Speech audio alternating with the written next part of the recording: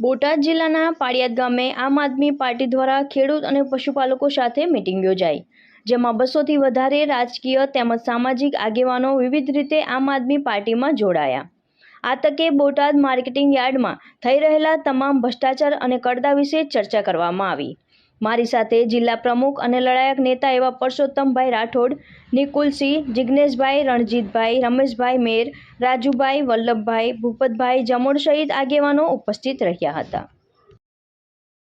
જ્યારે Goma dam ભરવાની વાત થાય ત્યારે તમે પધારેલ નિકુલસિંહ અને મારા મિત્ર અમારા સુરેન્દ્રનગરથી જિલ્લા પૂર્વ પ્રમુખ ભાઈ શ્રી રમેશભાઈ, જિગ્નેશભાઈ, ભગુભાઈ,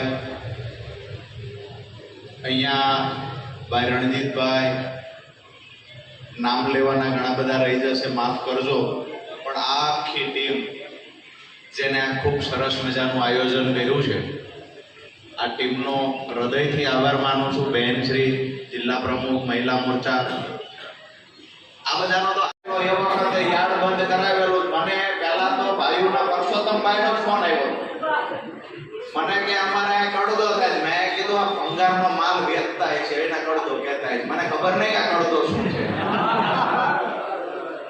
એટલે મને કે અહીંયા અમારે કડદો બહુ થાય। મેં કીધું કરે કોણ?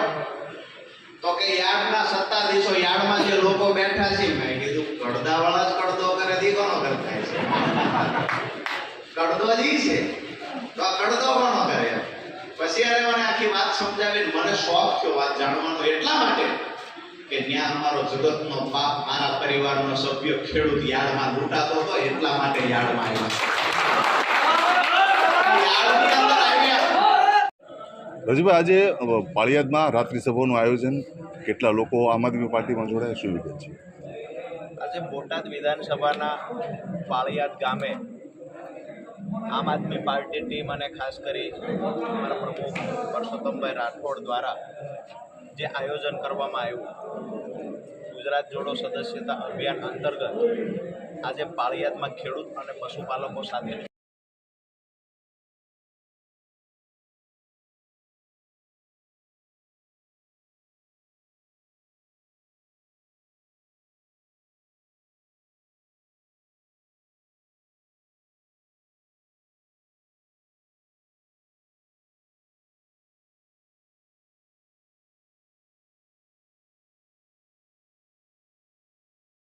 ખેડૂતો સાથે આપવામાં આવે છે બળજબરીપૂર્વક। ક્યાંક કોક નેનો આપે છે, ક્યાંક કોક બીજી પ્રોડક્ટો આપે છે, ખેડૂત કંટાળેલો છે। એવી જ હાલત પશુપાલકની છે।